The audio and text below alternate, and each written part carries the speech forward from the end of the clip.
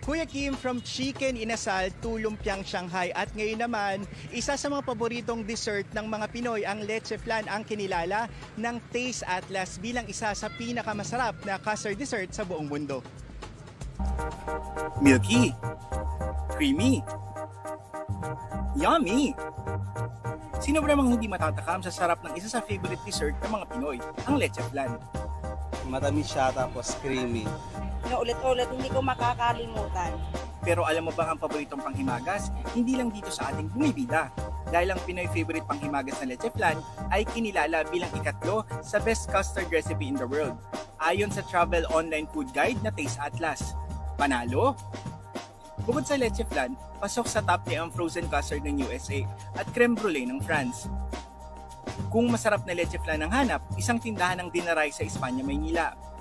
Ngayong Burmans na, nagsimula ng dumami ang bumibili ng leche flan.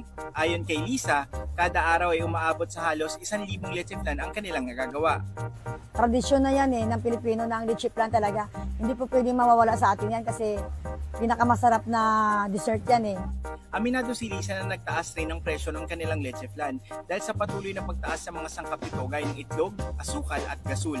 Number 1 po yung gasol ngayon. Dating 800, ngayon mag-1,000 na. Yung itlog, nung nakaraan, bumaba ng 10 pesos. Ngayon na naman, bumalik na naman ang presyo niya dati na mataas. Pang 50 pesos, ngayon ay 60 pesos na per tab ang benta nito. Pero kahit tumaas na ang presyo, patuloy pa rin tinatangkilik ito ng kanyang mga customer. Lalo na't ang sarap ng leche flan, world class!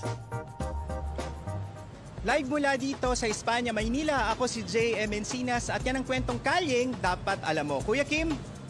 Maraming salamat, J.M. Encinas.